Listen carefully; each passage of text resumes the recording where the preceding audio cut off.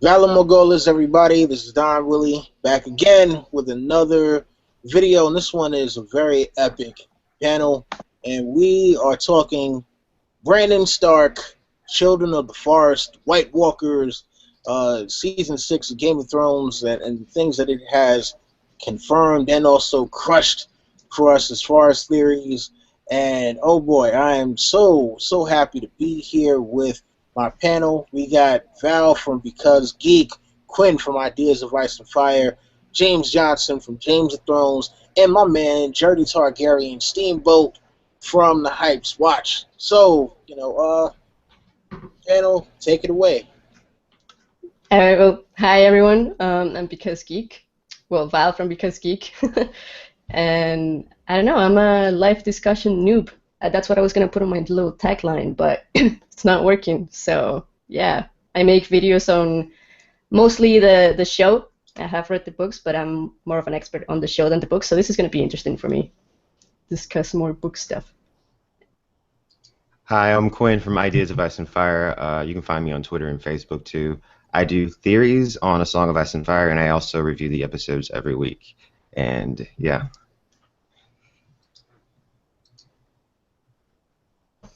Hi, I'm James Johnson. I have a channel called James of Thrones. You can also look it up with James Johnson. And I make theory videos with my mom and a bunch of other people from across the world. We have small council discussions where we discuss each and every episode. And they're usually about 3 hours long. So pick and choose or go the long haul and watch the whole thing. But either way, we'd love to have you. And the live chats are awesome. So please join live.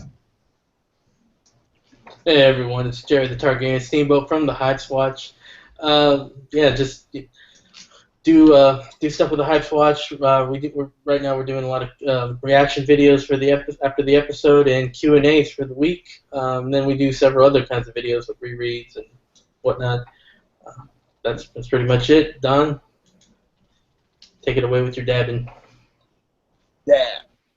Yeah. So yeah, you know what? Season 6 has kind of been a mixed bag for many of us here.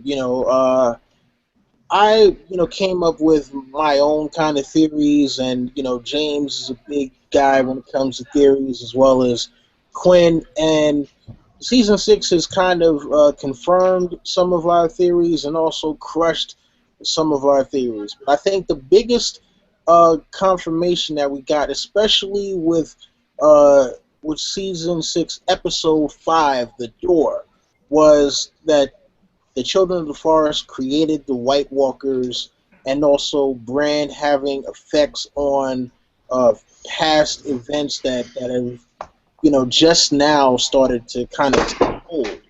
And yeah, you know what, Quinn, I'd like to get your thoughts on the the Children of the Forest creating the White Walkers, because I mean, like, we kind of put our videos out around the same time with regards to that. So I mean, like, how are you feeling getting that confirmation? All right, well, in my theory, I thought that it was kind of like the Children of the Forest and then like a splinter group of them that went off and became the others. But in the show, it looks like they create the others from men. And I think it's really weird that this was overshadowed in the show by Hodor dying, because this is like the most significant development in A Song of Ice and Fire yet. It's a gigantic reveal. And yeah, I enjoyed seeing it because it shows that the Children of the Forest aren't like all pure and good like everyone like assumed. They were in a war and they were doing what they thought was necessary, supposedly. But there is a discrepancy with the timeline that I also pointed out, was that in the show she says we were at war, but we know from reading the books that the others came during the Age of Heroes, which was a time of peace between the children and men. So I don't know exactly what's going on there, if it's a different book to show, or if she's lying. And because it was my idea that the Children of the Forest watched from the deep woods everything that men were doing throughout the Age of Heroes, and they saw that, and they knew that this was their land, the land that actually belonged to them, and they got jealous, they got bitter, and they said, okay, we're going to come and we're going to take this back. That was my idea, but we'll see how it plays out in the future. So Cool. James, I think that they really kind of went in with showing the power of the Night's King, And like I know you said you're not necessarily in favor of the Night's King, but you seem to be the Night's King expert on YouTube. So any thoughts on the children creating the White Walkers and the potential of what it can mean, especially since it seems that the Night's King was the genesis for the rest of the White Walker group and also the reanimated whites. Awesome. Thank you, Don, for having me. I just want to say I'm really happy to be here. So the Night's King's apparently created by the Children of the Forest putting the blade inside his heart. That's a Azor Ahai to some extent, putting a blade in the heart. Martin has made a huge theme in these books of people getting damaged as a result of war, whether through war itself or in preparation for war. You got the Unsullied who literally have their dicks cut off in order to make them battle ready. You got the Hound who abandons life because of the way battles have happened. We're going to get the Broken Men's Speech this next book episode, and then you've got the Hodor even was because of the battles that Bran is involving himself in. He's lost his ability to express himself, his free will, and ultimately his life, all as a result of that same thing. We don't know for sure whether that's the Night's King, but it's the actor that's currently playing the Night's King, so I think we can assume that that's the Night's King. We also don't know if that's the first person turned. It could have been a successive one. And if it was the only one, then they must have had some intent for it to spread. But it's possible that they accidentally White Walkered a warg, and that somehow, in the same way we kind of presume Jon was able to put his soul into Ghost. So when his body died, his soul was preserved, and then he puts it back into his body. Doesn't seem to be what happened in the show because he says he saw nothing. But whatever happens to the what is apparently the Night's King, it's possible that we know he's being turned into a weapon of war. It's possible that he chose. It seems he has some kind of free will, so he chose to exit this whole battle situation and come back. But is he doing it for vengeance? And I think there's no fucking way that's what's going on, because if this is leading to some epic question, which is what Martin does in all his other stories that I've read, then there's a moral question, which is what I've talked to you before, Don, about. So for some reason, this Night's King figure either got away, or the Children of the Forest made a mistake in White Walkering a warg, but he's coming for one reason or another. Now, the timeline that Quinn mentioned is really important, too, because we don't know if this happened before the Wall and is the source of the Long Night, or whether this happened after the Wall, because the Night's King's supposed to be one of the Lord Commanders. He also has, and you didn't say this, but he has the apparent ability to manipulate ice, because he puts his hand on the ground when he's about to enter the Greenseer throne. Well, that's a lot. That kind of foreshadows him being able to take a wall down. If Bran walks past that wall, he might be able to take the wall down. Anyway, there's more questions that arose because of that scene that were answered, but it hones us from making the theories that I have made that got blown out of the water. So we're a little bit closer to get to the right theories. All right, cool. Now, Val, you said that you have read the books, but you're more of a show expert.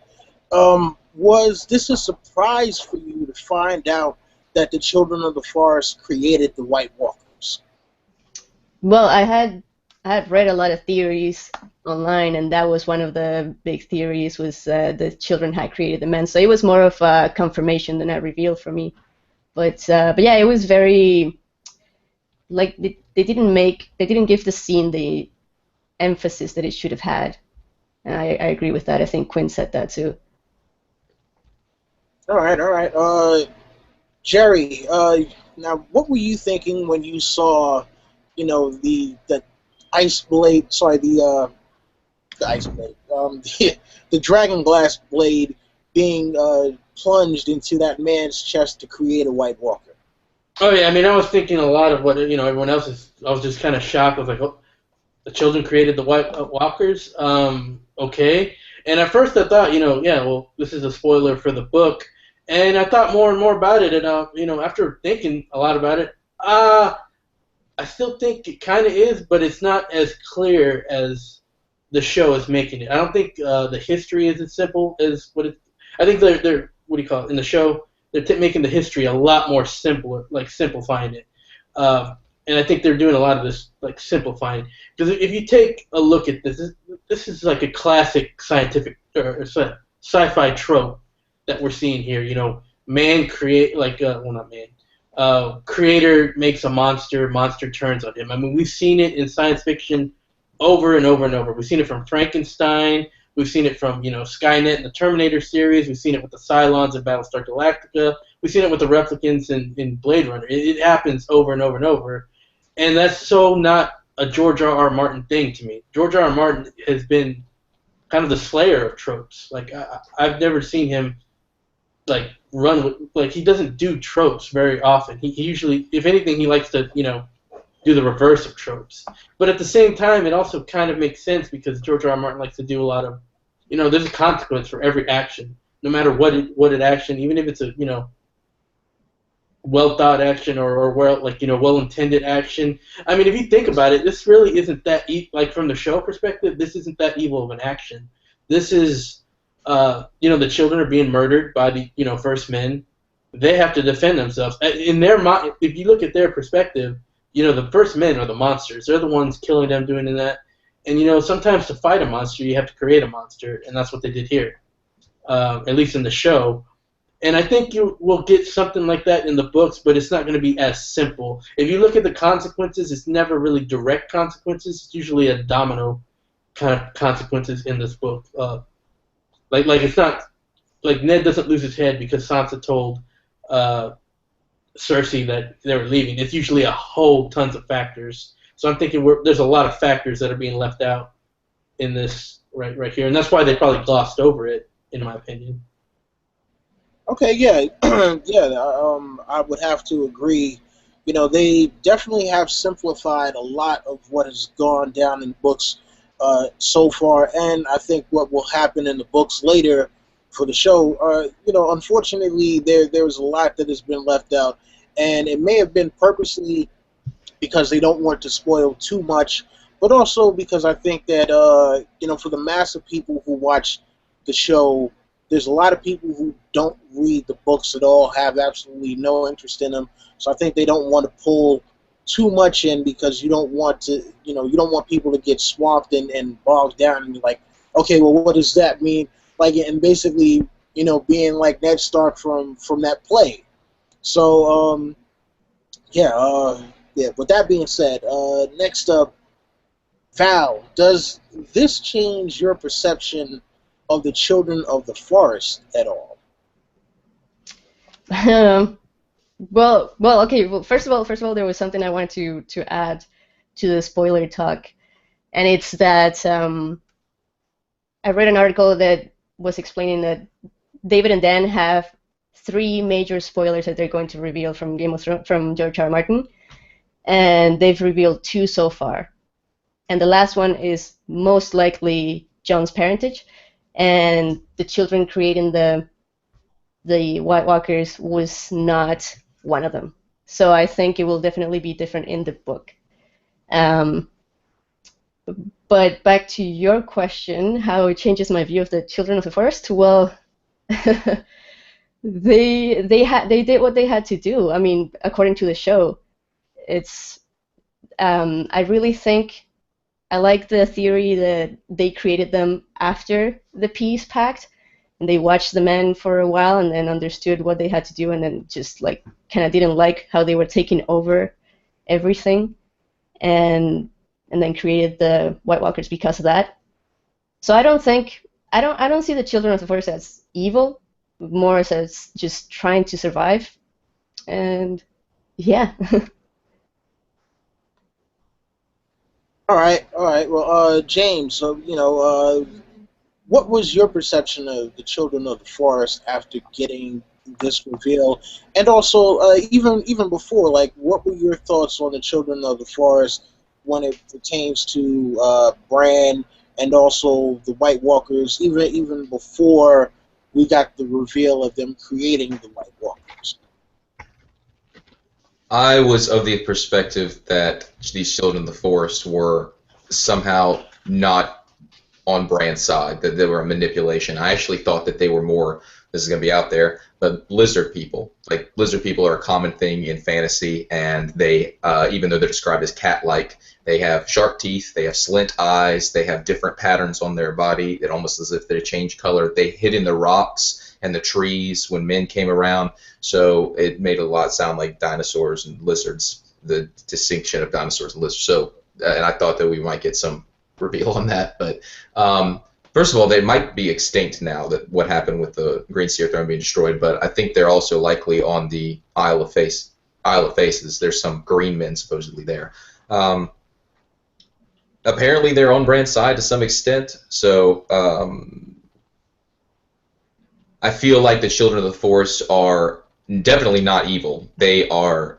There was a war, and I think that, and we don't have this history in the show, but I think that they're saying that that men were fighting them. If it's part of the God's Eye Pact, if that's a whole part of the history, then men were fighting them, first men, God's Eye Pact, then the Andals came over. And the Andals in the books are the ones that ultimately forced the Children of the Forest away. So it may be against the Andals that they created the White Walker, and that would fit the timeline. How the Night King got created and was part of the original White Walkers, that I don't know, because he's supposed to be after the wall. But the Children of the Forest seem on Bran's side, at least this sect of Children of the Forest. I don't think they're evil. I think men are fighting them. But what's their motivation? Why they're trapped in this thing? They know the Night King's coming. This all has to do with the time travel, in my opinion. It's the reason the Children of the Forest resurrected Benjen. Something in the future is affecting them to tell them, you've got a goal, and this is it. So I'll get more into that once we get to the time travel stuff. But I think they're on our side. All right, Jerry. What were your thoughts as far as the Children of the Forest are concerned, and do you think they happen to be wiped out at the Green Seer Cave? I mean, my first thoughts were of the show thoughts, and that was, yeah, they're definitely wiped out, and they're not evil at all. I mean, like I said, they created a monster to fight a monster. I mean, I don't know why anyone would look down upon anyone for doing that. I mean, I saw a movie a few years back called Pacific Rim where we created like giant robots to fight monsters. No one complained. Like if the robots turned, it would be kind of the same thing. So yeah, I don't find that act really, as far as the show goes, evil at all. And in the show, they not only are they, I don't find that act evil. They're making like crazy sacrifices when that wall is, that cave is being attacked. Leaf like just sacrifices herself and explodes, like taking him down to buy more time. It's almost like when Obi-Wan takes on Vader to buy Luke more time. It's part of like almost like the hero's journey, where this is your sacrificial companion filling that role there. The books I think will be much more. I don't think it's gonna be anything like that for the Children of the Forest. It's gonna be much more complicated. Nothing is simple with George R. R. Martin, so I think we are going to see a lot more gray with these Children of the Forest in the books. All right, understood. Quinn, I know you've got a lot to say with regards to the children. You have done some great work with regards to the Children of the Forest. So I'm just gonna let you take it away. Okay, so initially from reading the books, I wasn't particularly trusting of the Children of the Forest. I definitely thought it was a lot that they weren't telling Bran, Bloodraven also. Bloodraven does straight up, if the show is true and Bran can affect the past, that means he does straight up lie to Bran when he tells him that he can't change it, that his father heard the rustling on the wind and the rustling on the leaves. That's a lie, so I don't know. As far as the Children of the Forest being completely dead, see, that's the thing. In the show, they all die in the cave, and I did a video a while ago called Blood Trees, where I talk about how when someone dies before a werewood tree, it seems like they become a part of the werewood tree thing, the whole like entity that is the link, the Great Link. It happens to Varamir, I think, in the beginning of A Dance with Dragons, and then he wargs into his wolf, and then he's out of it. And it becomes one with nature. So I don't know. And it does seem like the Children of the Forest know that Bran is important for some reason. They know that they have to protect him at all costs, and they know that this is dire. And it doesn't make them evil that they created the White Walkers, but they are responsible for it, and it was a reprehensible act because it's something that affected the entire world, nearly destroyed everything on both sides, Westeros and Essos. Um, and I also did a video called "The Two Walls" about the 5 forts that are on the other side of Essos, and that block off Essos from the Grey Waste beyond. No one knows what lies beyond the Grey Waste. And then the stories of Azor Ahai and the Last Hero and the Long Night are all over the world. So it seems like during the Long Night that the White Walkers came from the east and from the north at the same time. If you can wrap your head around that, because it's a circular planet. George R. R. Martin has said that the continents aren't connected, but that doesn't exclude the possibility of an ice bridge or something like that. But there's the Bloodstone Emperor in Yi who seems to mirror the Night's King legend from the A Song of Ice and Fire Night's King legend, and not the show Night King. But he seems to mirror that. He, in the kingdom of he made himself king by usurping his sister, and he did all these sacrifices to these gods and whatever. And because of his actions, it brought about the Long Night from the Legends of Yi. But yeah. So, but as far as the children and of the forest creating the others being different book to show, I think that the children definitely had something to do with the creation of the others. I don't think it's going to be exactly the same. Like you said, it's going to be way more complicated than the show. There are a lot of moving parts.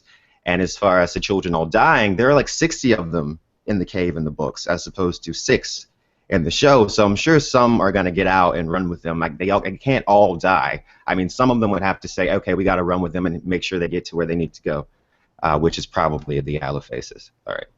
So that's my little thing.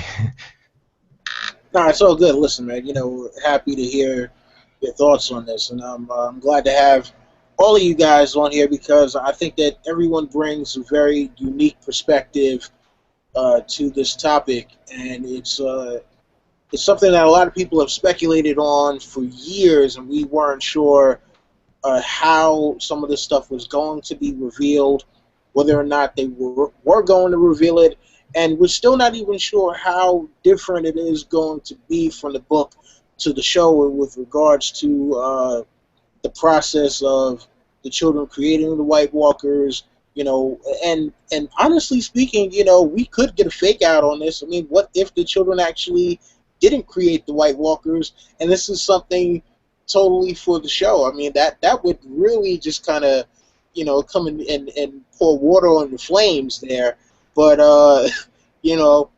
cross fingers. Hopefully this is something that we still all got right for this one.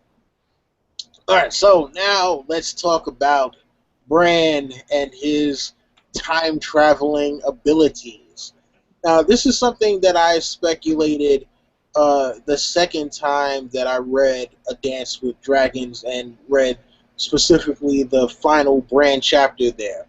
We get him talking to Ned and Ned hearing him, but like it's not really confirmed. It's a thing where it's like, well, could he have heard him? Could he not have heard him?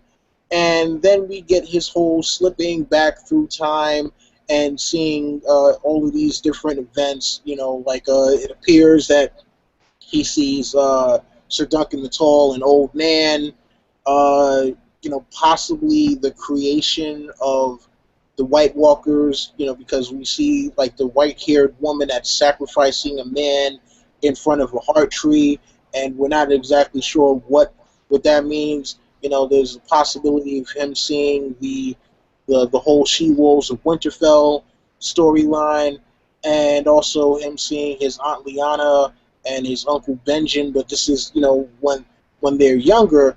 So, I mean, like, in the show, they've given us a lot of different things, and obviously Ned at the Tower of Joy and him calling to Ned and Ned turning around and hearing him, and then like you see the look on Bloodraven's face with him kind of worried, like, oh shit, like, no, please don't do that, and after the whole Hodor situation, I mean, George has already confirmed that, yes, Hodor does stem from Hold the Door, but he has said that it will be an entirely different circumstance under which this happens in the books. So, yeah, like with regards to just Bran with the time traveling thing, period, and do you think he will affect other things in the past? Will it be a future consequence that is yet to be seen, or something that he created that has already happened? Yeah, I just Jerry, I want to get your thoughts on that. Okay, so we're talking Bran time traveling, like on the is possible, like how. Well, I guess the first thing that came to mind. I don't know if you want to get into this now, Don Willie, or later. Is like the the mechanism of how this is actually working, because Bloodraven tells him it's just memories at first. It's just memories in a tree. So I mean, if you're looking at memories, there's no way you can change the past. That's not possible. Like if you look at an old photo, there's no way to change in the past, and then like you can't do like no matter what you do to that photo. Like if you take a marker and start drawing it to change the photo, it's not going to change the past of what happened when you took that photo. So that makes me think that that's not even the fact that he's able to do the hold the door thing, and we have a loop thing going on here, like a self consistency loop where it's always happened. That's just how it's always been. It makes me think that he's actually is going into the past. He's not just looking at memories. He's going into the past. He's going into that point of time. In my opinion, I mean, it could be different ways. He might be, creating alternate universes or stuff like that. But that's a little bit more complicated, in my opinion. I think he's actually going into the past. I think he's, changing things, and I think it's following. For anyone who follows physics and stuff, the Neokov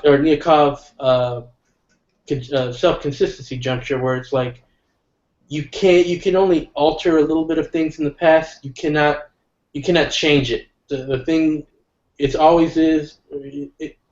Whatever happened in the past always happened. Even if you have a time traveler going back in the past, they will always have been in the past, even in all iterations. That'll never have changed. So yeah, I think that's what's going on, and I think how that's happening.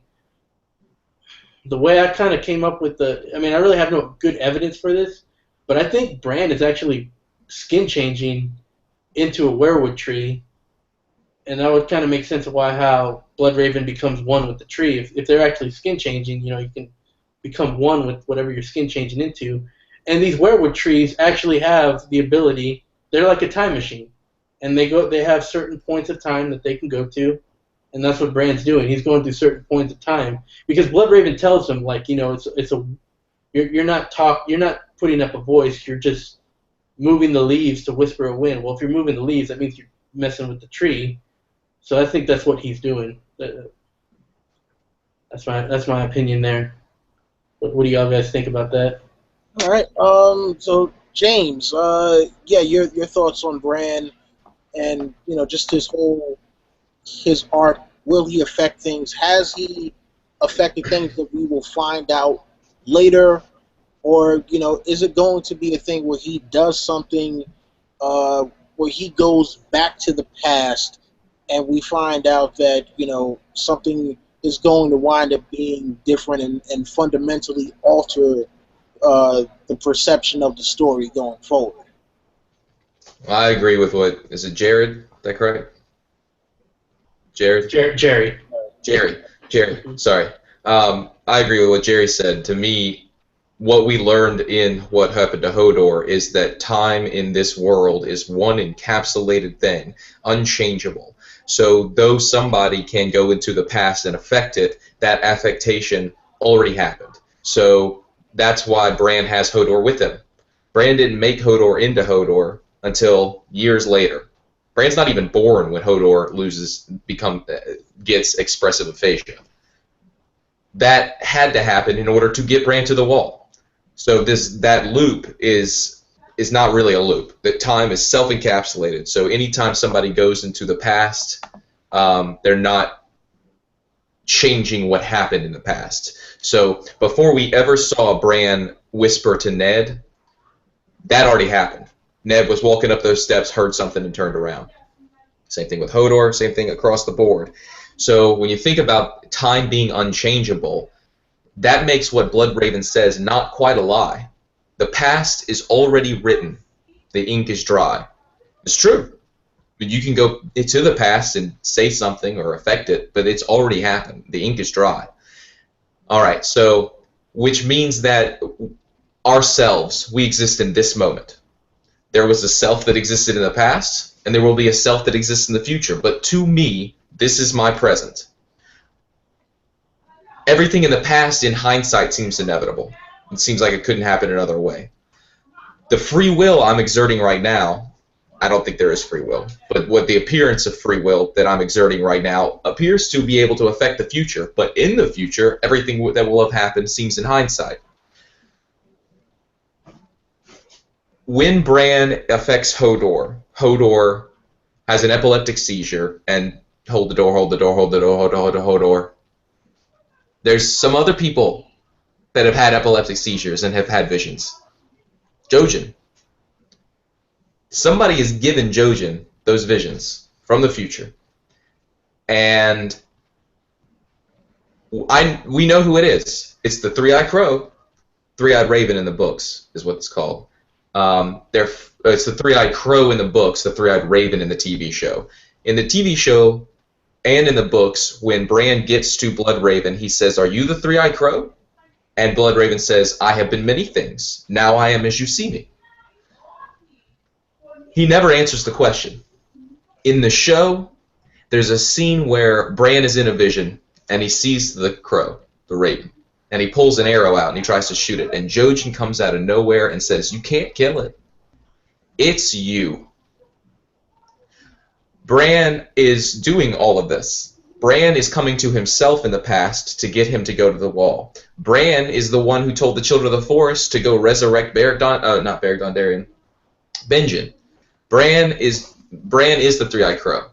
But there was a Green Seer in the past, so how'd that happen? There's somebody on my comments on my channel that suggested that maybe Bran goes to the original Green Seer and gives him all the knowledge of the future with the knowledge that he can't change anything. We also, in the same season, we get Jaime telling Cersei, "Fuck fate." Well, if everything seems free will, but it's going to happen inevitably, that's kind of how I feel about the world. This all doesn't really ultimately mean anything, but it feels like it does, and I want to love, and I want to do certain things and have enjoyment and have kids. That's what Joe Martin's playing on. I'm going way off, so hold up with me.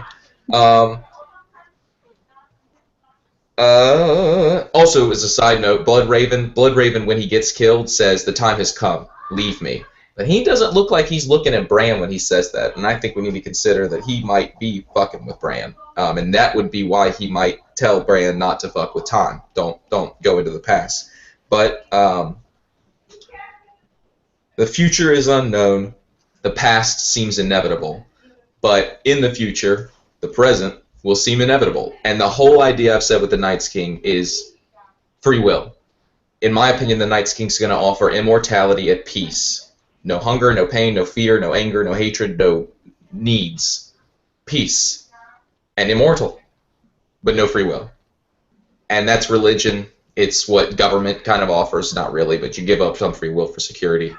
That's also what Martin's playing with the past and the present. There's no real free will, but it appears to be in the present. All right, that's enough of me. All right. Quinn, your thoughts on Bran and his whole time traveling thing, and just him being able to affect things that have happened, and will we find out that he has done something else other than the Hodor thing? Like, will we find out that he's actually set another chain of events in motion? Yeah, probably. I mean, I pretty much agree with what James said and what you said, Jerry, that time is circular. Like, what happened, basically. And, we have like things like the tragedy at Summerhall.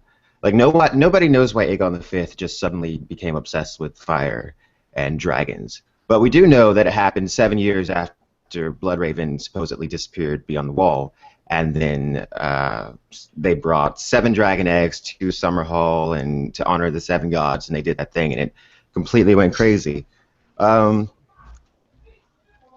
And everybody dies, and that's the thing. We don't know why Ares snapped and suddenly wanted to set everything on fire. We don't even know why Dany suddenly just wanted to hatch dragon eggs. Like, she just became obsessed with fire. It seemed like the entire time somebody has been manipulating the situation and going into these people's minds and whispering, do this, do that. And seemingly with Targaryens, they always end up dying. Dany is the exception because she just happened to have everything in the right place at the right time, and probably unknowingly did some ancient magic. Probably had something to do with Miriam Duracell that protected her from the fire, something like that. But yeah, I feel like James and Jay pretty much covered everything, though. Circular time, and Bran is probably the three-eyed crow whispering through history. And then I can add one thing to what he said. Yeah, of course. Somebody on my channel mentioned the Mad King in the vision says, "Burn them all, burn them all, burn them all, burn the wall, burn the wall." Just wanted to add that. Somehow I doubt that they're going to burn the wall, but there was something where people were talking about the Peter Baelish was going to take wildfire to the wall and bomb it. So that would be interesting. And then we see the tunnels there with the wildfire. I mean, yeah, we assume that those tunnels are in King's Landing, but imagine if those tunnels happen to be under the wall somewhere. So, just food for thought. Val, I'd like to get your opinion on just this whole time travel paradox that kind of has seemed to emerge from this. And also, do you think there could possibly be other time travelers as well? Because, it has been mentioned that Bloodraven possibly was the one who was giving Ares these thoughts to burn them all. And, could it be that Bran is not the only one who's, somehow been in the trees and going through time and planting seeds in people's minds? I think so far they've made it seem like he really is the only one, I would say.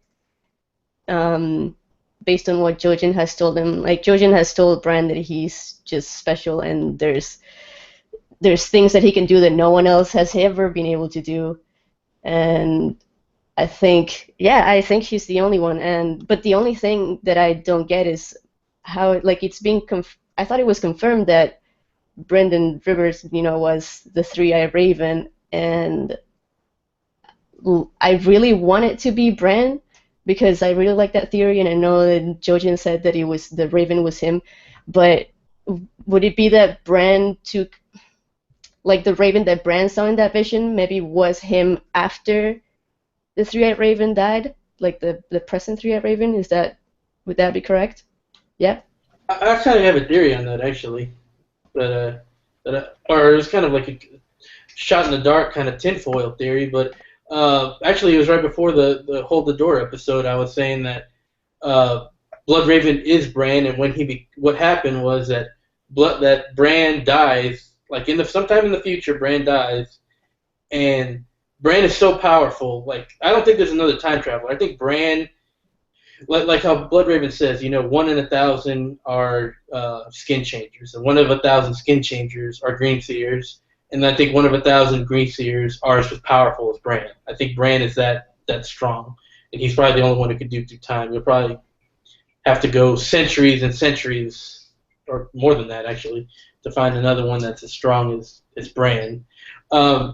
So I think he is so strong, he's able to take his second life through time, and I thought he might take his second life and find Bloodraven when Bloodraven disappeared from the wall. When he was outranging he went and found Bloodraven, and he didn't didn't take over Bloodraven, but he kind of merged with Bloodraven the way a Second Life happens, Oh like shit. what we saw in Varamir Sixteen's chapter. So I thought that was kind of my theory on how that might happen. I My theory agree. was my theory was real similar to that, but it was the Night's King. To me, the Night's King was the Night's King couldn't go into the Green Seer throne, so he got somebody who could do it for him. He can't warg somebody who will go into the Green Seer throne. So instead, he finds somebody he can manipulate the way we manipulate people through verbal contact or whatever it is, whispers in the ear, to get him to go into the Green Seer throne for one reason or another, to teach Bran ultimately to get him. Well, this time travel thing really fucks everything up, because if Three-Eyed Crow is Bran, then it's not. Then it's Bran sending himself to the wall. Does the Night's King have the same access to the weirwood trees, so that he knows what's going to happen too? I don't know. Um, Yeah, I mean, listen, Jerry, I can't front, man. You kind of blew my mind with that because I had never even thought about brand skin changing the three-eyed crow. At least in the show. I mean, because it's obvious in the book in the books that he's Brendan Rivers, but yeah, for the show, I mean, like that, man, that's I think it might be in the books too. That's why he was with the Lord Commander for what 17, 13 years, something like that, years, and then he just disappears. There's something happened that made him disappear while he was ranging, and if he ran into a werewood tree while he was while he was there, and ran into a brand that was like dead, looking for its for its second life, that could be something that could happen there, and that's why now he's part of Bran. He knows where the cave is, and he's like, I can't go back to being Lord Commander. I got to get back to the cave. Hmm. very, very interesting. Very interesting. Wow. There's another thing actually that I was just thinking, but it's only in the show that the three-eyed raven told Bran, "You're not going to be stuck in a tree like me." So that's another thing. Yeah, I was actually going to bring that up next, and I wanted you to start that one off, Val. It was like, just with that whole thing of Brand leaving, which I think most people probably would have thought that Brand was going to stay in the tree because, listen, he can't walk, and what else is there really for him to do that he shouldn't be able to do by skin changing or warging or doing something through the trees. So was that something that you kind of anticipated with Bran leaving the wall, or was that something that kind of threw you off a little bit?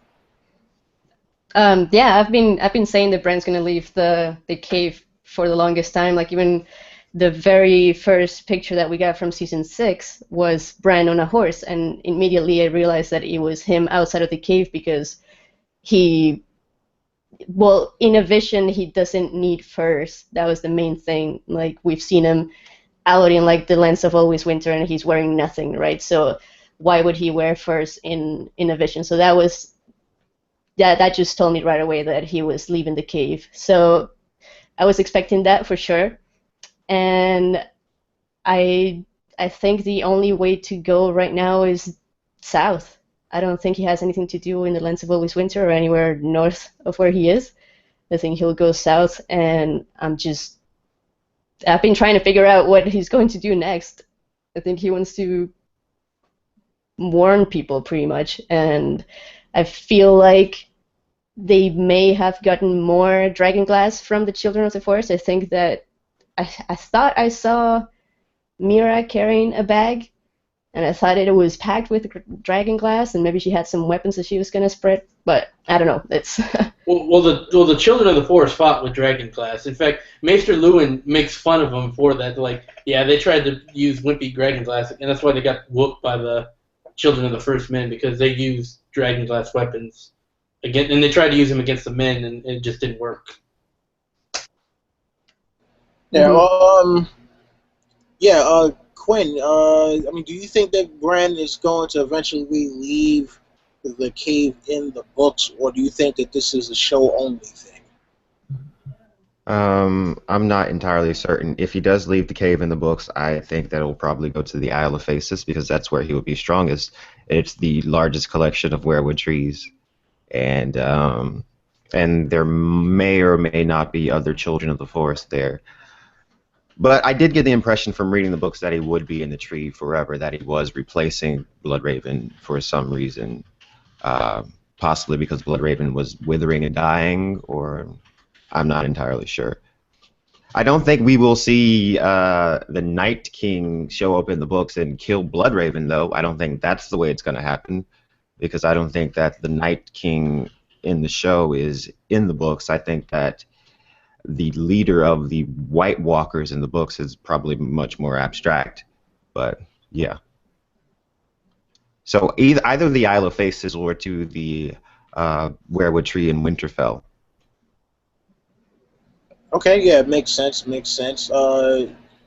Jerry, I mean, seeing Bran leave the cave, was this something that kind of subverted your expectations, or was it something that you actually kind of foresaw? Well, before the season and all the news, yeah, I totally thought that Bran was going to be in that cave forever.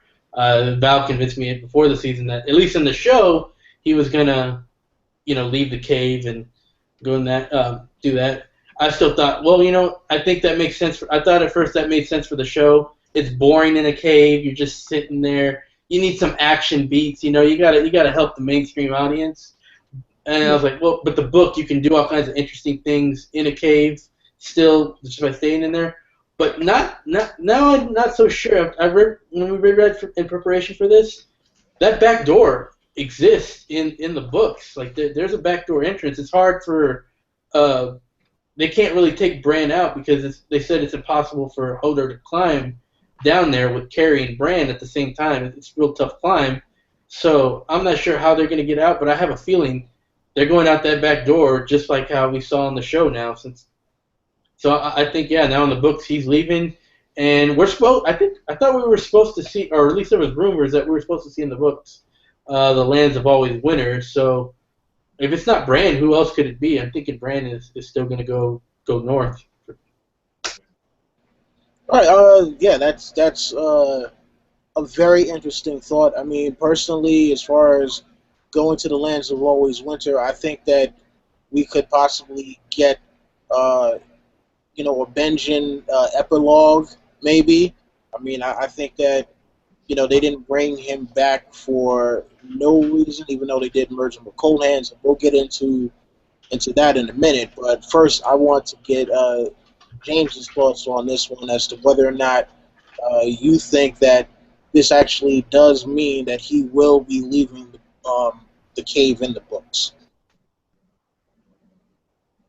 For the longest time, I would agree. Until this episode, I would have agreed that he's staying in the Green Senior Throne, and that Mira would leave. I felt kind of gypped, and this is not fair because in the moment I felt gypped. Ultimately, it's whatever Martin does, I'm gonna be okay with. But it seemed like one of the main things that makes me question Bloodraven is if Bloodraven knew that if the Night's King touched Bran, he'd be able to enter the cave, that would be the first thing you tell Bran. Don't let the fucking Night's King touch you. The fact that he didn't say that makes me question it. I love what Quinn said about him ending up on the God's Eye. The Tommen and what we got with Tommen and the High Sparrow, the faith and the crown are the two pillars. Well, if you've got King's Landing and the God's Eye right next to each other, and you've got this almost omnipotent person who can visit the past and infinite knowledge, and then you've got the king they're almost right next to each other. I like that idea a hell of a lot. Also, I don't think Bran, one way or another, and maybe I'm just backtracking, I just don't feel like Bran can re-enter society. Now that he has this power, he can't be a part of society. He has to be separate from it. So I just can't see him ending up at Winterfell or King's Landing or anything like that. He's got to be either dead, which I don't think is going to happen, or somewhere removed. And the God's Eye would make a hell of a lot of sense. Yeah, I really like that idea. But as far as whether he's coming back in the books,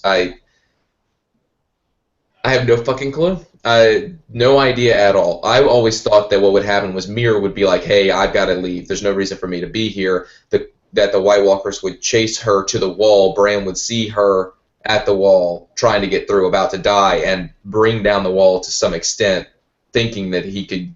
That wouldn't be a big deal. I think there's weirwood trees in the wall. And if you take the ice off, then you burn the wall. And that would be the biggest fire the North has ever seen. What Mance Rayder said, that's the foreshadowing for it. But burn the wall, burn the wall. I just thought that was a really good comment. As far as I'm getting really sidetracked, Bran Lee, I have no clue is my answer to that. I don't think he can be a part of society at the end of this. I'm not sure whether he leaves the Green Sea or Third in the books. I'd have said no before this most recent episode. Okay, yeah, I mean, like, that is definitely understandable. This is, something that it was one of those things where, when the Three-Eyed Raven first said it, it was like, what do you mean he's going to leave? Like, to me, all foreshadowing said that he was going to stay there. I mean, remember, the children actually built him a weirwood throne. I'm like, well, why would you build a man a weirwood throne if he's going to leave? But, obviously, there could be something that drives him from the cave, and it could be, an attack, or he could feel like he has some greater mission that will call him away. So, it remains to be seen, obviously, and we'll just have to, we'll have to see what happens when the Winds of Winter actually does drop. So George, please, we're dying here. We're dying. Can you please give us the damn book? Oh man. So yeah. Also, one of the big reveals that we got, and I'm not even sure necessarily if it was a reveal. It was a reveal for the show, more than anything. But there was Coldhands in the last episode, and Coldhands is Benjen Stark. Now, for many a year, people have been speculating that Coldhands was Benjen Stark. When I read the Coldhands chapters for myself, and just, when they got to the part where Leaf told Bran that Coldhands had been killed by the White Walkers long ago, I was like, okay, well, if he got killed long ago and the children of the forest lived for hundreds of years, then somehow I doubt that it's Benjen Stark. But in the show, that's who we got, and we're glad to see Benjen back, because we haven't seen him since season 1, episode 2 or 3. So yeah, it was just it was cool to see him return. He made an epic comeback. Now it's the whole thing of what happens to him going forward. So, Quinn, was there? Do you still think that it's possible that we're being played false, and that Coldhands is actually Benjen in the books? No, Coldhands isn't Benjen in the books. It's just they did it in the show because it's simple. It's simple, and it was obvious. I mean, that's the obvious choice. I mean, if George R. R. Martin has his notes on the desk and the editor asks, "Is this Coldhands?" and he says no, then it's not him. I mean, why would he lie? I mean, I feel like it's that simple. I go back to the 3 major spoilers revealed, and Benjen being Coldhands wasn't one of the 3 major spoilers, so I doubt he is in the books. Yeah. All right, Jerry? No, I mean, unless George changed his mind, which is, a possibility, I don't think that's Coldhands. I mean, it was to his editor. He's not going to be trolling his editor. That would be completely unprofessional. So, yeah. It would make no sense for him to do that. It's just like what Quinn said. It's convenient. It's easy. It's obvious. Merge them, kind of just like how it's obvious to merge. Maribald and the elder brother. It's obvious to merge Coldhands and Benjen. Mm-hmm. The real reveal is that I think this confirms that Benjen is alive and he's coming back in some form. I don't know if he'll be dead or if he'll be messing with the children or what, but we're going to see Benjen. There's no reason to bring him back unless he's coming back later in the books. All right, yeah, definitely. And James, your thoughts on this one? I agree that we're going to get Benjen back in the books, and I think it'll probably be something similar to what's going on now, being Bran in the future possibly, but somehow him coming back to help Bran, which makes me think Bran might be leaving the wall, but leaving the Green Sea Throne. But I don't think there's. I agree with Quinn. He's not Coldhands in the books. He wouldn't lie to the editor. He said he died. The Leaf says Coldhands died long ago. My first video, the whole point of it was to say that the Night's King is the ultimate villain and Coldhands is Night's King. That was the first video I ever made. To me, in the books, we have not seen the Night's King. The only thing we get is one paragraph from Mira and Bran talking, or Bran remembering. And it's among like 7 different fables Bran was told as a kid. And the whole idea of introducing the villain in a way that makes it seem like it's helping Bran, and then and to keep it hidden so that you don't know what it is, and then later to realize what it is. There's a lot of motivation here we don't have. If we had motivation, if we knew the motivation of the Night's King, a lot of this would fall into place. But there's no reason for him to lie to the editor unless he needed to conceal it. That would be the only reason. But we can still get Benjen coming back like this in the books to help Bran. And wouldn't it be cool if he came back, he helped Bran, and Bran was like, thank you for getting me to the Green Sea Throne. And Benjen's like, I didn't get you to the Green Sea Throne. That would be cool. Anyway. All right, so you know what? Let's talk the current big bads of the story, and that is the White Walkers, also known as the Others. And it's funny because there's still so much that we do not know about them. I mean, we've gotten a hell of a lot more about the White Walkers in the show than we have in the books, but there's still a lot of gaps in the story, even for the show, in terms of like we haven't seen them have any kind of speaking language, and apparently there was a language that was developed for the White Walkers, and they kind of decided not to use it. And we've seen them progress from basically walking around naked with loincloths to having on full plate armor. And the question remains now is, are the White Walkers more complex than they've actually been shown or given credit for? And what we find out that there is kind of, a culture to the White Walkers, and they aren't just drones or thralls. And Jerry, I want you to take this one. Well, I definitely don't think they're drones or thralls. I think they're all very individualistic, sentient creatures. As far as I remember, in the books they always had armor. They had that crystal-like armor, so they're never walking around like unarmed. The biggest thing about the biggest thing about them is, well, what's their weak? Like, we know dragon glass is their weakness, and we know that they can they can control the cold. But the thing about controlling the cold is there's no such thing as cold. The cold is the absence of heat. So being able to control the cold means that they can take away heat. Kind of like Iceman in the X-Men.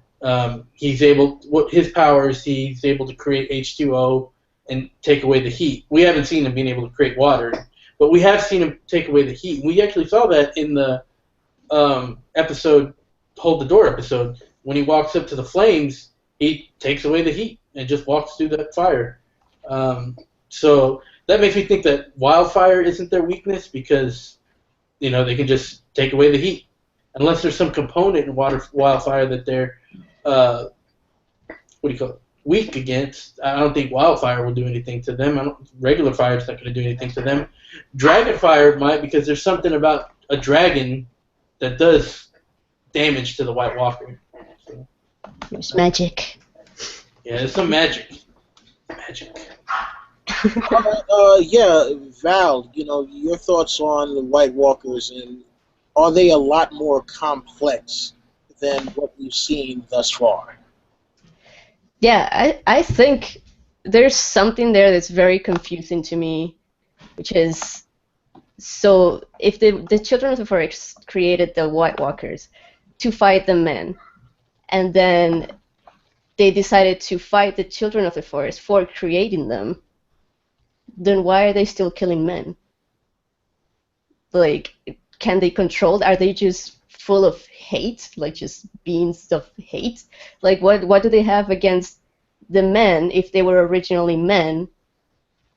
And they should just want to kill the Children of the Forest, right? Like, why are they still? That's the one thing I don't understand.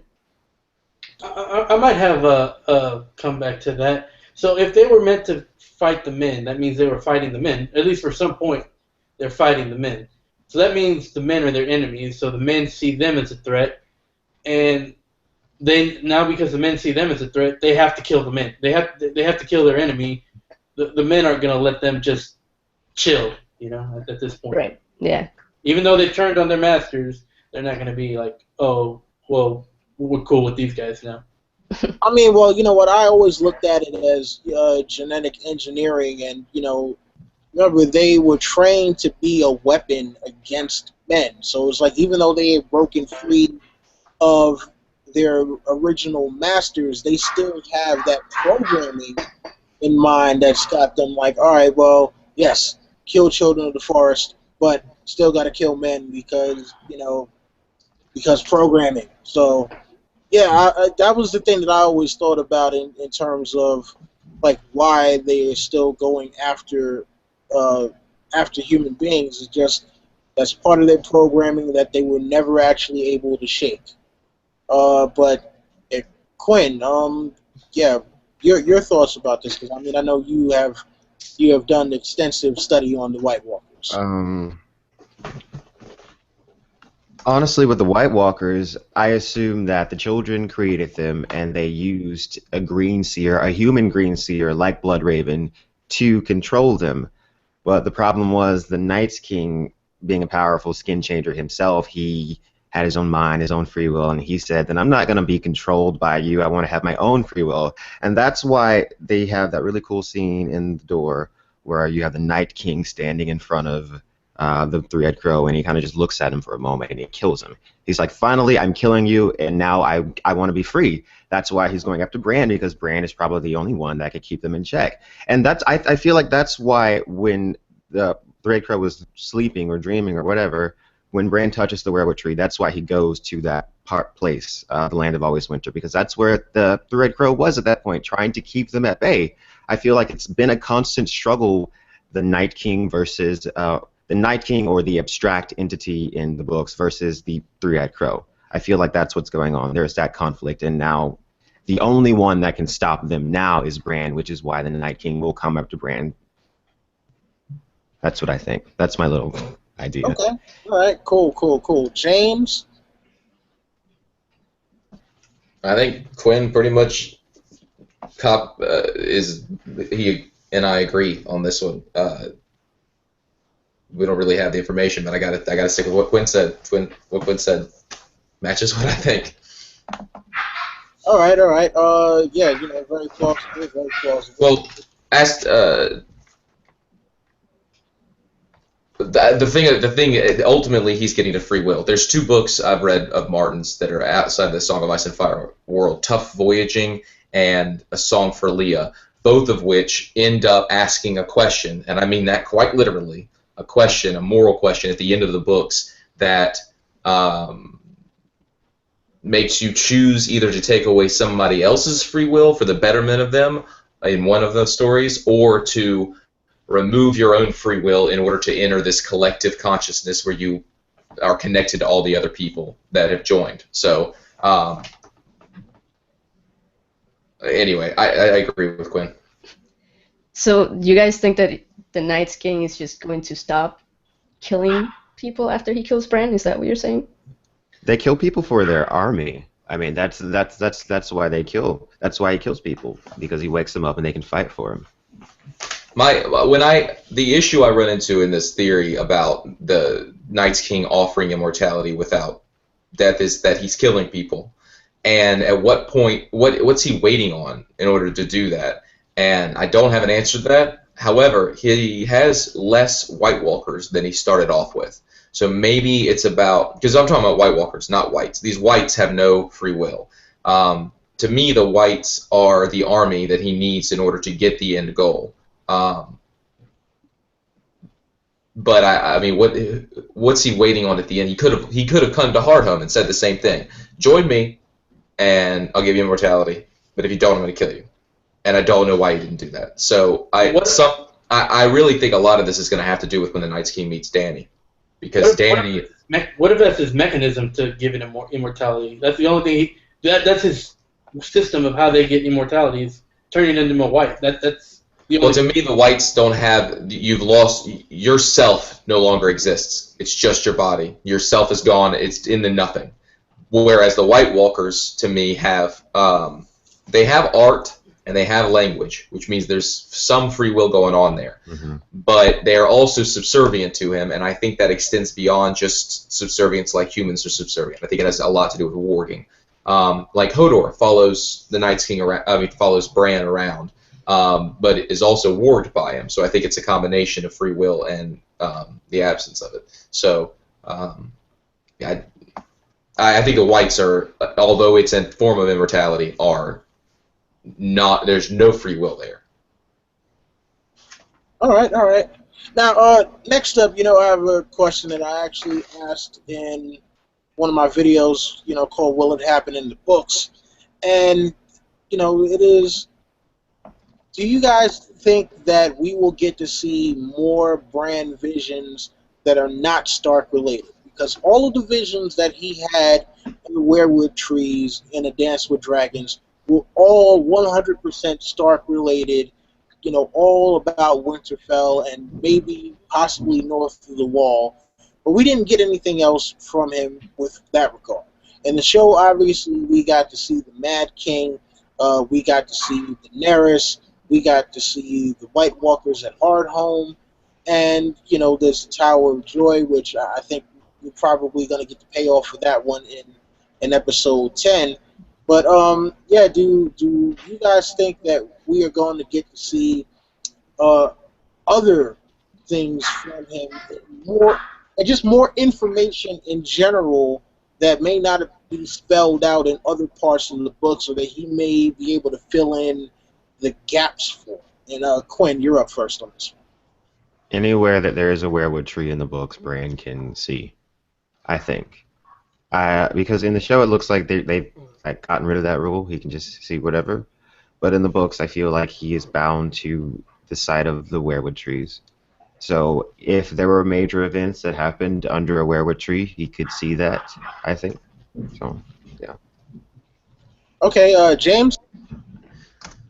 You're asking the limits of Bran?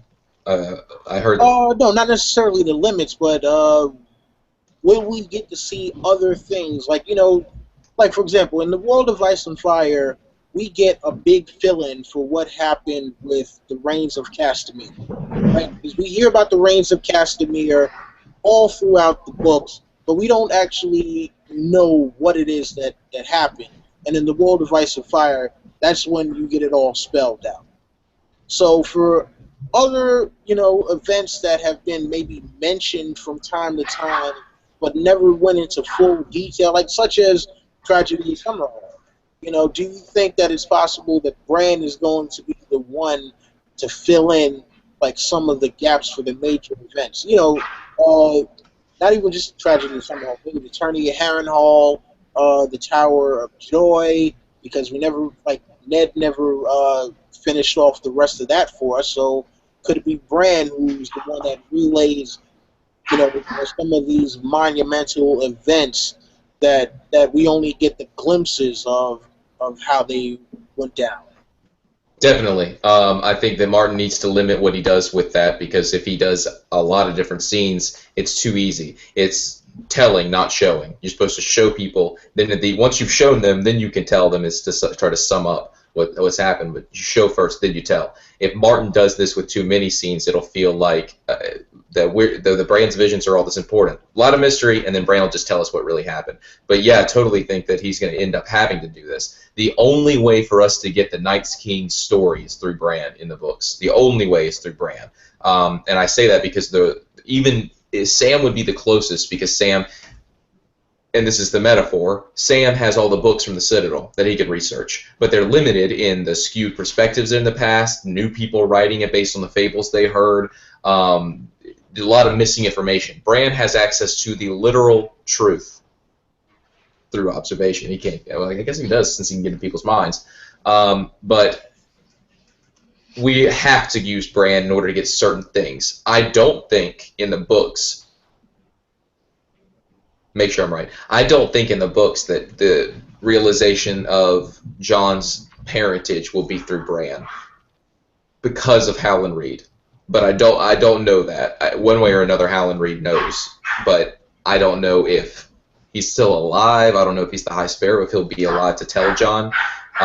Somebody could just figure it out. It doesn't make any sense. Ned wouldn't achieve. And I'm of the opinion that Dany is Jon's twin brother. So that's got to be a reveal too. And it could be done in the TV show by just saying, oh my god, there's a baby, and then you zoom over and there's another fucking baby with silver hair through Bran's visions. But a lot of this stuff needs to be done outside of Bran. So in other words, they need to be really selective of what they do with Bran's visions. Okay, got it. All right, Val, your thoughts on this one? Well, so I've had this idea in my head for the longest time, and I don't know where I got it. I don't know if it was from people theorizing online or if there were hints in the book for it. I can't remember. But I thought that Bran seeing things through the weirwood trees was like the beginning of his training, and after he became more powerful, he was going to be able to see through other things that weren't, he wasn't going to be limited to the weirwood trees. And I think it may be related to like when the children, or it might have been in the World of Ice and Fire book, where they say that when one person dies, or like when a children of the forest dies, they go into everything. Like they don't just go into a weirwood tree, they just go into like the water and the leaves and like animals, and it's all one big thing. So I don't know how, but I thought Bran was going to be able to do that. But I do agree with James that making Bran see everything would be a bit too much. I would rather have him be more limited. I think that would add a lot to the mystery of the book, and I do agree with Howland Reed being the one to reveal that too. That would be I would like that. All right, cool. And I gotta add the Summerhall thing. That to me is the end of the Dunk and Egg novels. What he's leading to in the Dunk and Eggs, the explanation of why Bloodraven's at the Wall, why Aemon's at the Wall, and what happened at Summerhall. So those three things, in my opinion, are not going to be revealed through Bran's visions in the book. Okay, very, very plausible. Jerry. All right. Well, like I said, I think Bran is ridiculously powerful, and I think he has the ability to get any answer that he wants. The problem that's going to be is that Bran himself, his age, his lack of knowledge, his experience, like he doesn't know the right questions to ask to get that information. He can get it, he just doesn't have the force. Like he just doesn't have the knowledge or the deductive way of getting that, of coming up with those questions. I think he will eventually get away from the Starks, and I think Jon is going to be the key to that, because eventually he's going to go through all like his Stark knowledge. He's going to eventually come to Jon, and Jon's link to being a Targaryen is going to lead him down to a rabbit hole to where he's going to find out more about Targaryen history through the weirwood trees. But even then, it's going to be kind of limited because he doesn't know what to ask. He doesn't know the question to ask to get all the right information. That's a good point. Yeah. That is an excellent point. As much as Bran has actually learned, there's still so much that he's relying on fairy tale and myth to really guide his method of thinking.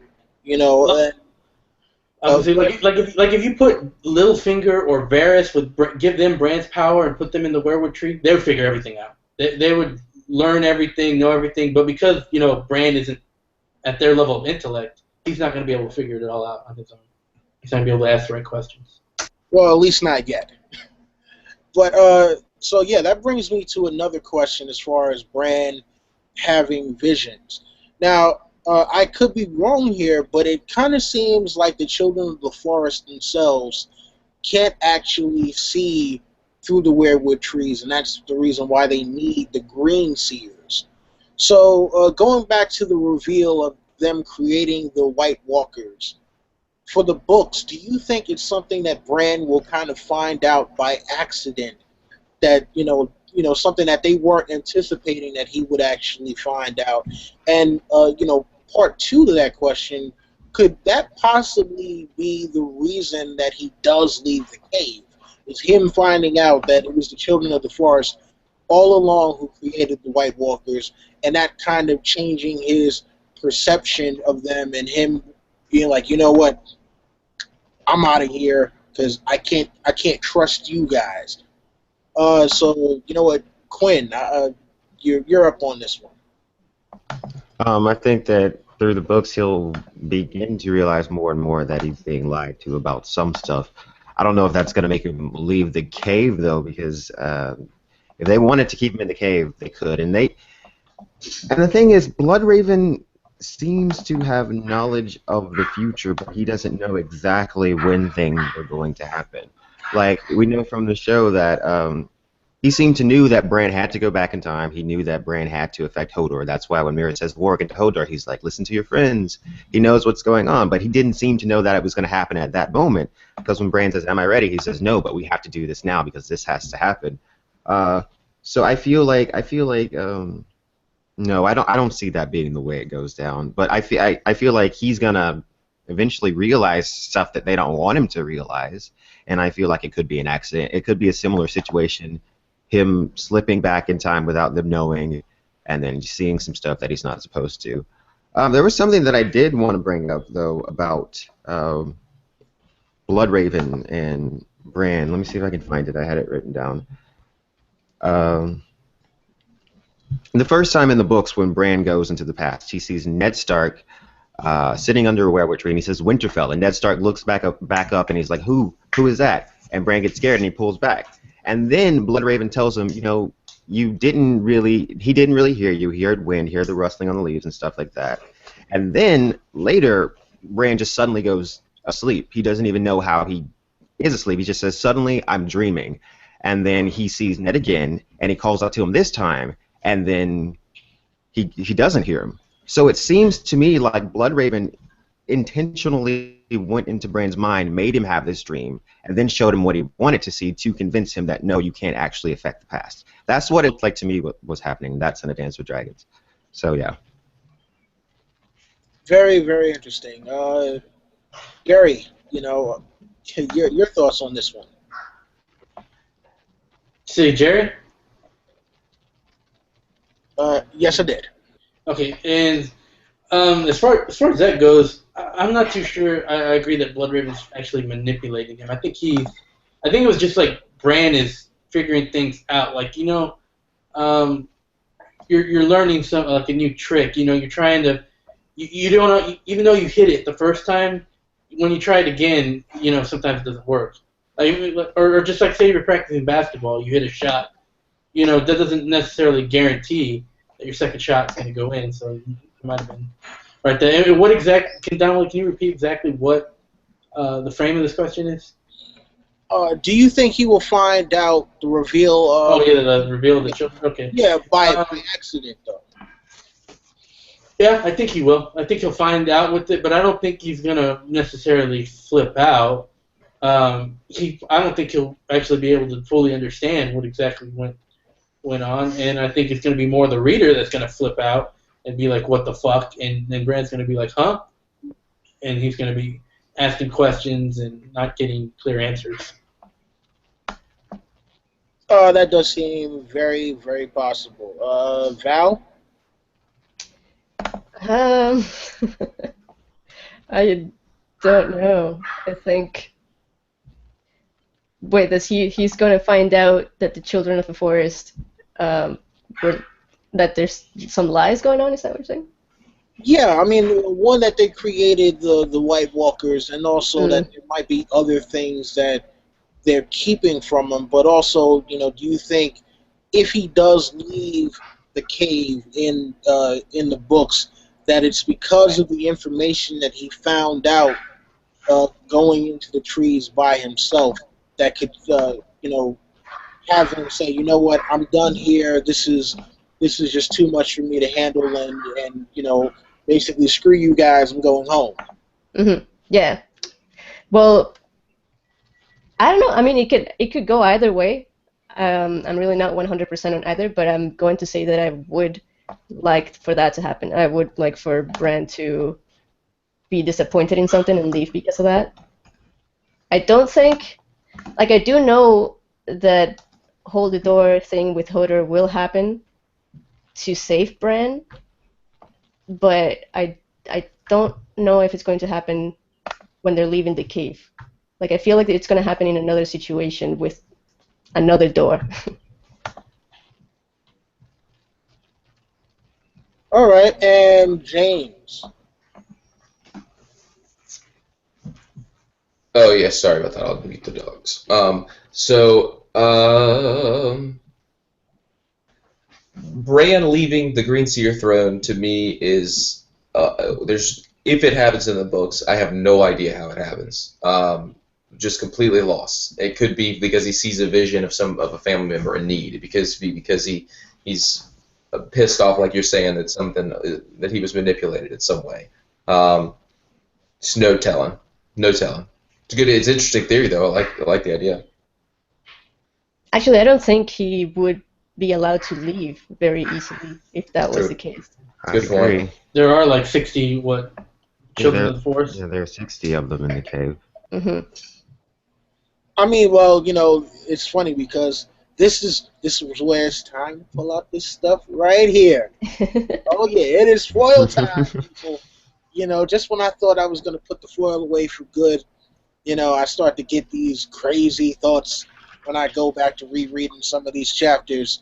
And, so the last Bran the Time Traveler video that I did was basically, kind of stating that Bran is almost a god to a certain extent.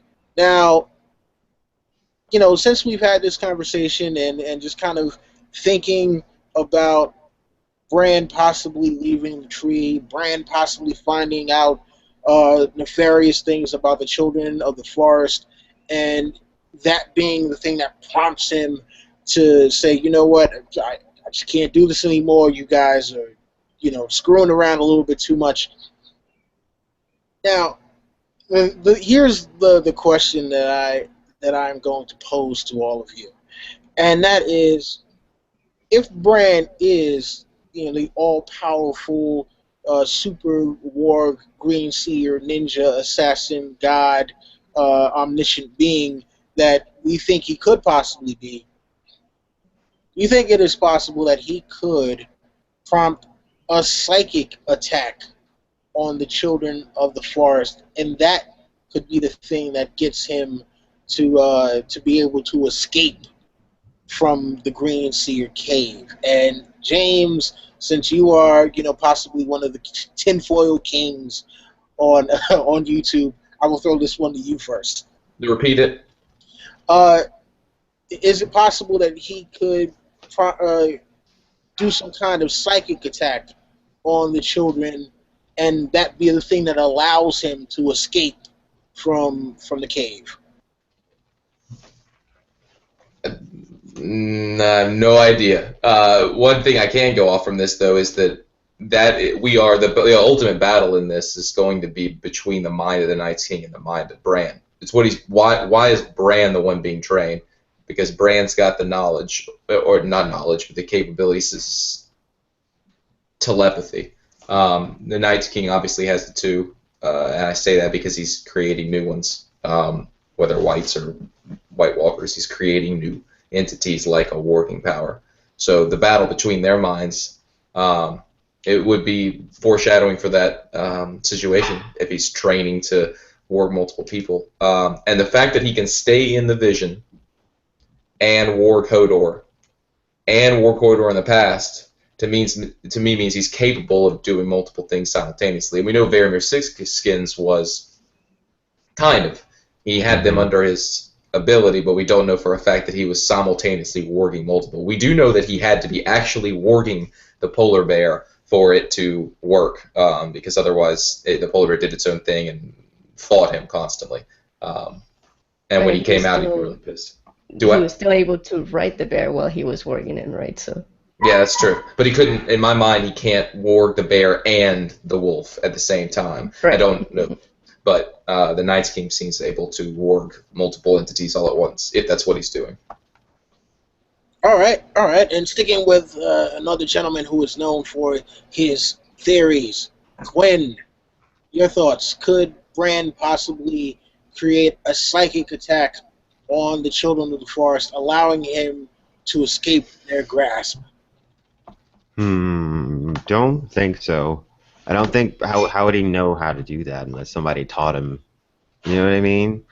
I don't know. I don't think so. Okay. Hey, it is what it is. I mean, look, this is kind of off the cuff, so I would imagine that the multiple warging thing is certainly possible. I think, especially if he goes to the God's Eye, because for some reason I think that if he goes there, it'll amplify his power because there's so many werewood trees, and I assume that on the God's Eye that all the werewood trees there, the roots are growing together, so it's kind of just like one big tree. They might actually all just be one tree. I mean, there's a forest somewhere that's like that in the world, where it's just like one tree that grows, and the entire forest is just one tree. So I feel like that might amplify his power somehow, and then he can do a lot more. You know what I'm saying? Yeah. Oh, okay. Cool.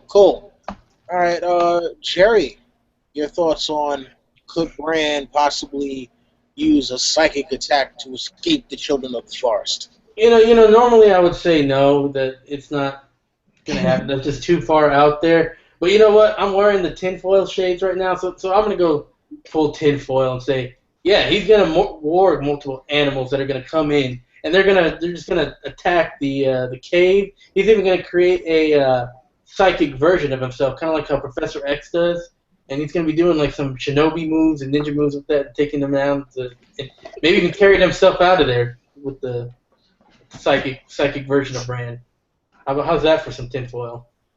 I've got some better tinfoil. Go ahead, Val. Wait. No, Quinn, what were you going to say? I was going to say we do know that the Children of the Forest, when they went to war, like the Green Seers would warg a bunch of animals and they would fight. So I mean, like it would be cool to see maybe Bloodraven and then Bran both warging a bunch of animals to see who's more powerful. I mean, I know that's like super out there, but I don't know. But yeah, that'd be interesting. Well, I mean, I was thinking just super meta shit.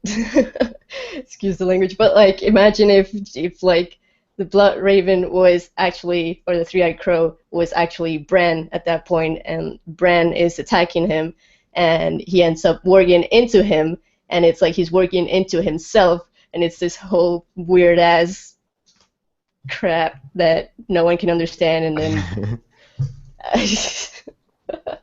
I don't know. Trippy psychedelic, Yeah. shit. Looking like Doctor Strange or Ant-Man when he goes subatomic. Oh, Yeah. God. Yeah, that would be A kind weird of paradox. Yeah. I mean, well, look, personally, He's gonna go onslaught, Don. Really onslaught, like Professor X. I mean, well, look, personally, I think and this is in one of my other videos that in fact, the Brand Time Traveler Part 3, that the reason why he created Coldhands and has contacted people in other time periods was the fact that he tried to contact himself and he found out that he couldn't. So, I mean, that would be crazy. Maybe he did try to contact himself and, he saw some crazy psychedelic colors, looked like he was going ludicrous speed or something. And he was just like, all right, time to pull back. Gotta recess all this and do something that it might actually work. But sticking with the tin foil, because we know how you guys love tin foil. All right, since we have already talked about the White Walkers basically drawing heat from the air, and that's kind of how they are immune to any fire attacks. Do you think that it's possible that we get a scene either in the books or the show where a White Walker is being attacked with dragon flame? He walks straight through the flame, touches one of the dragons, and then that is how we get an ice dragon. And Val, I'll let you take this one first. What? That's crazy. All right, you just blew my mind, man.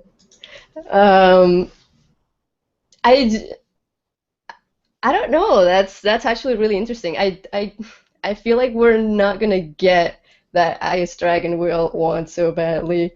I'm sorry, Jerry. I don't know. I mean that. Yeah. I mean going full tinfoil. Yeah. Okay. That should happen. That would be super cool, I think. And then have the ice dragon. But there's still two other fire dragons. It would be really cool if one of the dragons had already died, and then there's an ice dragon and one fire dragon fighting each other. Well, that would truly be the Song of Ice and Fire, wouldn't it? And that would create a lot of water. Oh yeah, oh yeah. All right, so now let us go to the man with the tinfoil glasses on, Jerry. No, I think there's some chemicals in the dragon, with the dragon, that'll be in that dragon fire that are the weakness to the White Walker. So even though they'll be able to take down some of the heat, there'll be something in it that will still get to them and like shatter them the way it does.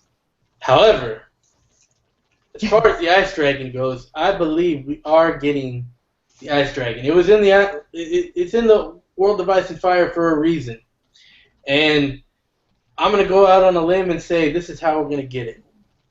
First, I gotta thank Tony Teflon for coming for doing the Melisandre is gonna be the Blue Knights Queen thing, or blue other, or blue whatever. She's gonna join the others. If you haven't seen it, check out his video. Basically, George commissioned for a blue Melisandre that looks very much like an other. And he thinks because of that, it means she's gonna turn to the others. So.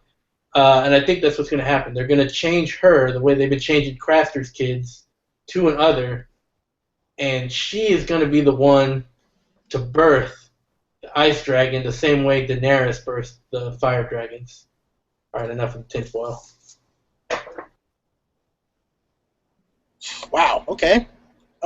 Yeah. You know what? So for all you guys out there who have not checked out Tony Teflon stuff, you make sure to go and do that. Okay. Don commands you. Bend a knee. That's a fact. You should all be watching Don Tony Teflon. Yeah, so in fact, James, your thoughts on this one. Could we see a White Walker turn one of Daenerys' dragons into an ice dragon? In the show, other than them, or in the book, excuse me, other than the White Walkers having ice blades, we really don't see any ice magic. Martin has said that they can manipulate ice, but we've never seen it really. In the TV show, the Night's King in this most recent, in the Hodor episode, puts his hand on the ground and affects the ice. That scene to me, I didn't think about it in the moment. I was like, what the fuck's going on? What's he doing? But in hindsight, that's huge. So the reason I bring it up is I don't think it's possible for them to create a dragon out of ice. That is not possible. But to... Number one, I think we are definitely, in my opinion, we're definitely getting a whited dragon. A dragon that is dead, resurrected. And it would have pieces missing and be truly wargable. But if we had that, and it's the undead king riding it, the Night's King, then, or whatever he is, then he could make a saddle out of ice. He could have reins out of ice. He could have armor made out of ice. All of those things are definitely possible, and the others in the book have armor made out of ice. So I think that that's the kind of ice dragon we can get.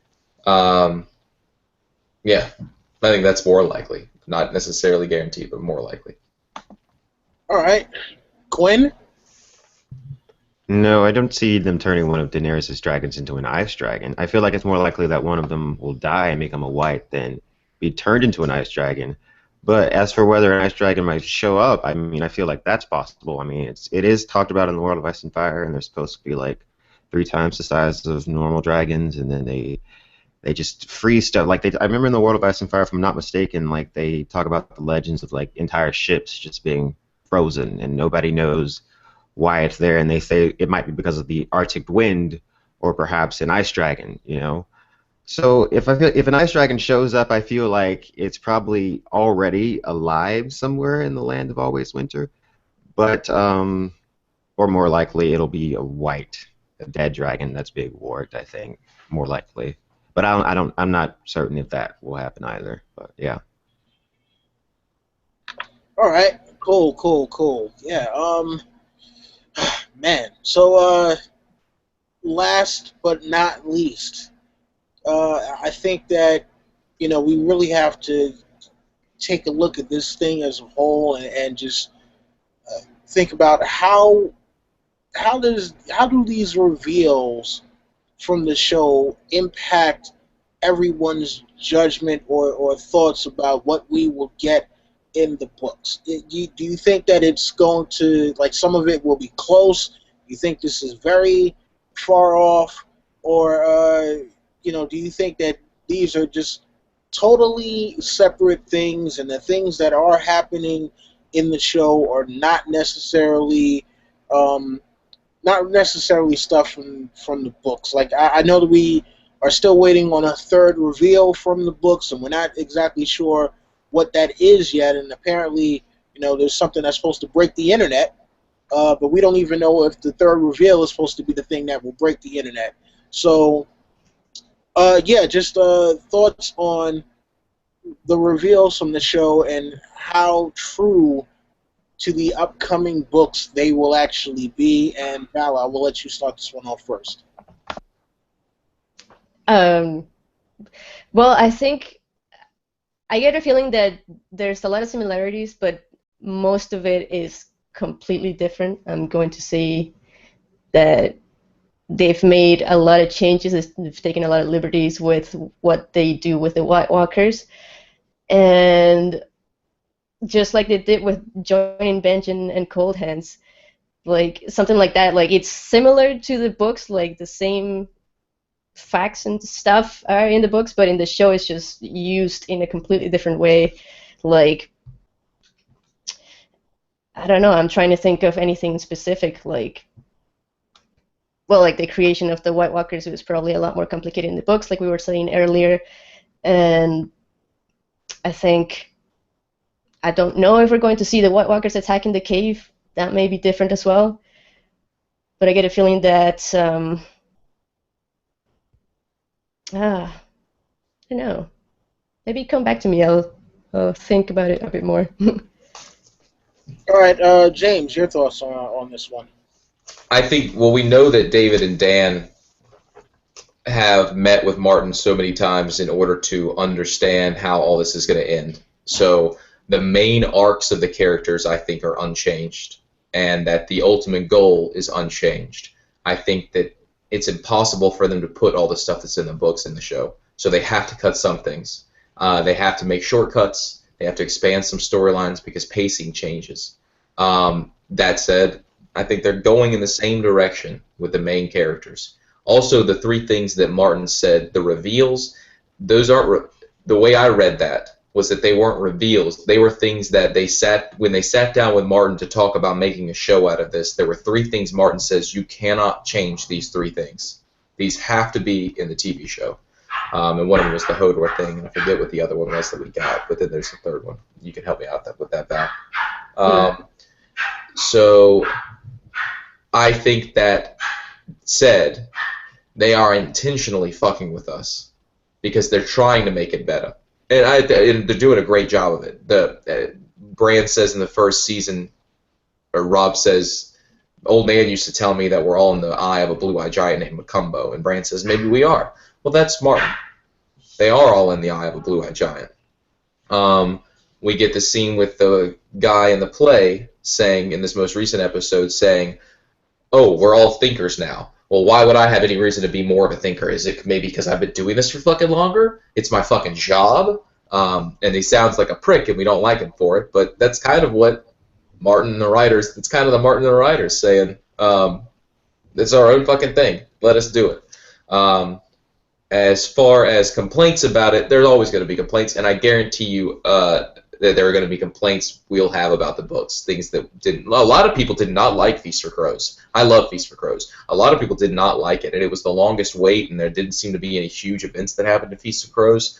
That said, it's one of the best fiction epics that paints a picture of what happens after war. So I treat them as two separate beasts, but they're going to the same direction, and I think I would rather Martin take as much time as he needs to make these books exactly what he wants them to be, rather than feel like he should be rushed at all. If he dies before it's finished, fuck it. I'd rather him put out what he wants to put out. But I mean, we can't dwell on that. He could live to be 90. We don't have a clue. He could die tomorrow. Who knows? And so to me, that's a separate beast. I'd rather him finish him the way he wants him. The show, we're just going to be lucky enough to we're guaranteed going to get it into the show. I treat them as two separate beasts, but with the knowledge that they're similar. We're certainly using the TV show to base our theories on the books off of, so we give it at least that much respect. All right. All right, Quinn. I will say that A Feast for Crows is actually my favorite book in the entire series. But as far as book differences from book to show, I mean, George R. R. Martin is he's literally a genius when it comes to writing and literature. And like the story is so complicated and there are so many twists and turns and detail that there is no way that you could put that into a TV show. Absolutely no way. You would need hours and hours and hours and hours of television to actually make his real story happen. So I feel like we just have to be like, the books are the real story, and then this is kind of sort of what happened. You know, this is the Cliff Notes version of what happened, and they change stuff because a lot of times I feel like they've changed stuff because they say, hey, we're going to try this and see if we can do it better, and then they failed miserably, and that's why people have backlashed and hated it so much. But most of the stuff that they change is okay for the most part, and you know, it's going to be different, but it's going to end up in just about the same place. The message should be the same, and as long as the message at the end of it is the same, then it's not a failure, in my opinion. Then it's a decent adaptation. But I am waiting for the future animated version of A Song of Ice and Fire that shows everything.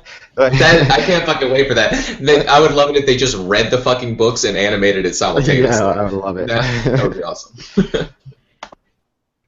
Very cool, very cool. All right, so Jerry, your thoughts on this one? Well, I think that the stuff we're about to get in with Bran in the books is about to be some of the most epic shit that we'll see in A Song of Ice and Fire. Especially since he was such a boring character the first read through, going the way through. I think things are about to really heat up with him.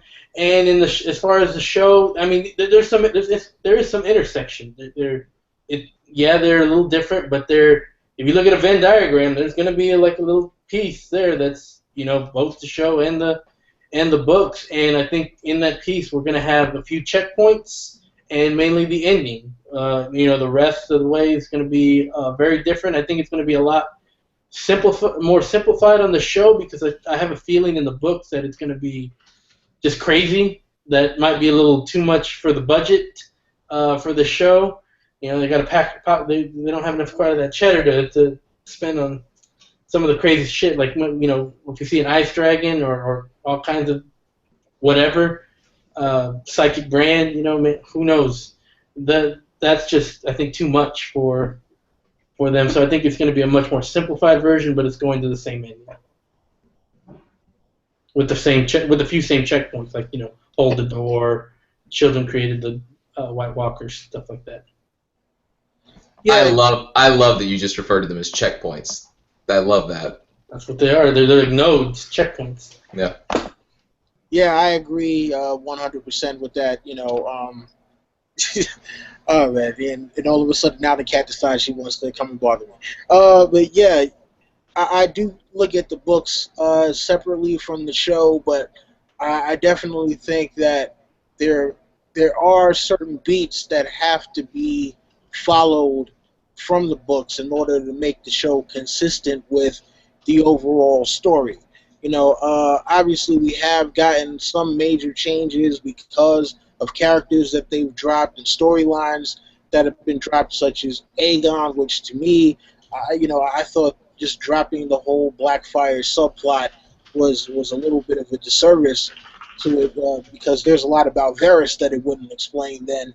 But ultimately, if it winds up ending in the same place, then I think that they have done their job. Now, if they can just keep with the level of storytelling, because I do think we will agree that season 5 was patchy to say the least, and season 6, even though it's gotten generally positive reviews, there have been many mixed opinions from at least episodes 1 to 4.